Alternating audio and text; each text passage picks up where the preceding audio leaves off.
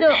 అమ్మా లలిత, ఏమిటమ్మా అల్లరి? పుస్తకం ఇచ్చేయి. నాన్న, ఈ పుస్తకం ఇది చదవకూడదు నాన్న. ఏమ్మా, ఏం పుస్తకం అది? మహాపతివ్రత సతీ అనసూయ కథ. అది చదివితే తప్పే ఉందమ్మా, ఇచ్చేయి. ఇప్పటికీ దీనికి ఉండాల్సిన పాత చింతకాయ పచ్చడి లక్షణాలన్నీ ఉన్నాయి.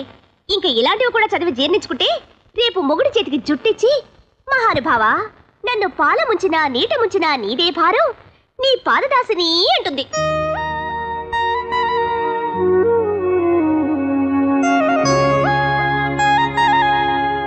మిస్టర్ ప్రసాదరావు, ఈ సంఘటన జరిగిన రాత్రి మీరు ఎన్ని గంటలకు ఇంటికి వచ్చారు? రాత్రి 10:30కు వచ్చాను సార్. అంటే 10:30కు ముందా, 10:30 దాటిన తర్వాత? ఖచ్చితంగా చెప్పలేను సార్. ఆ రోజు మీరు ఎక్కడికి వెళ్ళారు? బిజినెస్ పని మీద బెజవాడ వెళ్ళాను సార్. మీకు కూడా ఎవరన్నా ఉన్నారా? మా బిజినెస్ మేనేజర్ ఉన్నాడు. మీ మేనేజర్ కూడా మీతో పాటు ఇంటికి వచ్చారా? లేదు, అతను ఇంటి దగ్గర దింపి వచ్చేసాను. శవాన్ని ముందుగా చూసింది మీరే కదా? అవును సార్.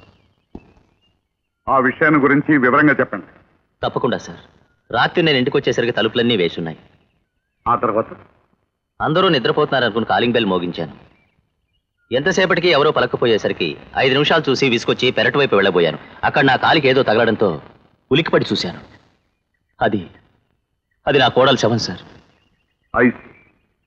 అసలు మీరు పెరట వైపుకి ఎందుకు వెళ్ళవలసి వచ్చింది? వెనక వైపు గదిలో పని మనిషి అచ్చమ్మ ఉంది సార్. ఆమెను పిలవడానికి వెళ్ళాను. ఆమెను వీధి వైపు నుంచే పిలవచ్చు కదా? ఆవిడికి సరిగ్గా వినిపించదు సార్. సరిగా అంటే ఆవిడికి బిగ్గరగా పిలిస్తే గానీ వినిపించదు. ఇంత పెద్ద ఇంట్లో ఒకే ఒక పని మనిషి, అది కూడా సరిగ్గా వినపడిన మనిషి. చాలా బాగుంది. తర్వాత ఏం చేశారు? బిగ్గరగా పిలిచి ఆవిడని లేపాను సార్. ఆమె వచ్చి తలుపు తీసింది, మీరు లోపలికి వెళ్ళారు, అవునా? అవును సార్. ఆ తర్వాత మా అబ్బాయి కోసం వెతికాను. అబ్బాయి లేడు. వెంటనే మా మధు ఇంటికి ఫోన్ చేశాను. అక్కడున్నాడు. ఆ సమయంలో ఖచ్చితంగా అతను అక్కడే ఉంటాడని మీకు ఎలా తెలుసు? మధు మా అన్న కొడుకు సార్. ఆ టైంలో రవి అక్కడికి తప్ప ఇంకెక్కడికి వెళ్ళాడు.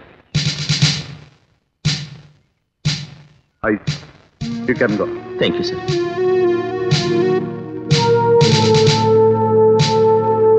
మీ పేరు? Ravi sir. Mister Ravi, general గా ఎంత మంచి సంసార జీవితం అయినా, భార్యాభర్తల మధ్య ఎంత అండర్స్టాండింగ్ ఉన్నా కొన్ని విషయాల్లో గొడవలు వస్తుంటాయి. ఉదాహరణకి స్మోకింగ్, డ్రింకింగ్, పేకాట, ఇంటికి ఆలస్యంగా రావటం, డబ్బు దోబరా చేయటం, ఇలాంటివి. Am I correct? Yes sir. ఇలాంటి వాటిలో మీరు ఏ విషయాల్లో గొడవలు పడుతుండేవారు? మా మధ్య అలాంటి గొడవలు ఏమి లేవు సార్. అసలు లేకుండా లేవుగా? అది నాకు కొద్దిగా తాగే అలవాటు ఉండేది సార్. అది ఆవిడకి ఇష్టం ఉండేది కాదు. ఆ రోజు అంటే మీ భార్య చనిపోయిన రోజున మీరేమైనా గొడవ పడ్డారు? అవును సార్.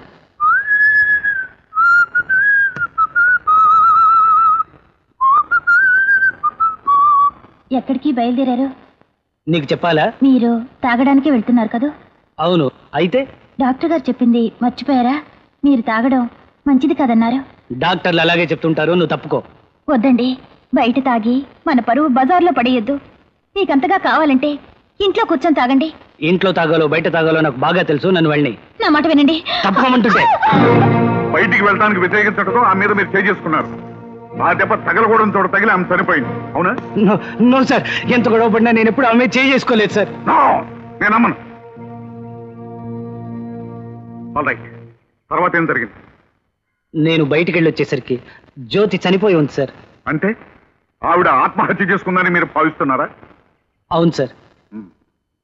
ఆవిడ ఇంత క్రితం ఎప్పుడైనా ఆత్మహత్య చేసుకుంటానని బెదిరించడం గాని, ఆత్మహత్య ప్రయత్నం గాని చేసిందా? ఒక్కసారి చేసింది సార్. ఎప్పుడు? ఎన్నాళ్ళకు? 5-6 నెలల క్రితం. ఒకరోజు నేను ఆఫీస్ నుంచి తిరిగి వచ్చేసరికి స్లీపింగ్ పిల్స్ మింగి ఆవిడ చాలా సీరియస్ కండిషన్లో ఉంది సార్. సమయానికి నేను రాబట్టి ఆవిడ హాస్పిటల్లో చేర్చాను.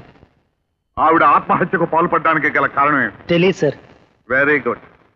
స్వయానా మీ భార్య ఆత్మహత్యా ప్రయత్నం చేసుకోవడానికి గల కారణం మీకు తెలియదు. కనీసం ఏ రకంగానూ మీరు తెలుసుకోవడానికి ప్రయత్నించలేదు, అవునా? Mister Ravi, don't irritate me. Tell me the truth. చెప్తాను సార్. జ్యోతికి తల్లి అయ్యే అవకాశం లేదు. ఆ విషయంలో ఆమె ఎప్పుడు బాధపడుతూ ఉండేది. బెంగగా మూడిగా ఎప్పుడు కూర్చుంటూ ఉండేది.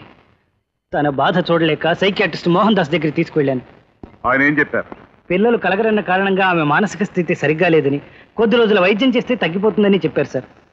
ఆమెకు పిల్లలు పుట్టరు అని ఎవరు చెప్పారు? ఆయనే సార్. అంటే డాక్టర్ మోహన్ దాస్? అవును సార్. Very good. ఒక సైకియాట్రిస్ట్ అంటే మనస్తత్వ శాస్త్రవేత్త పిల్లలు పుడతారో లేదో కూడా చెప్పగలరు అన్నమాట. ఏదో కంగారులో ఆయన అనేశాను. నిజానికి ఆ విషయం చెప్పింది డాక్టర్ శ్యామల, గైనకాలజిస్ట్.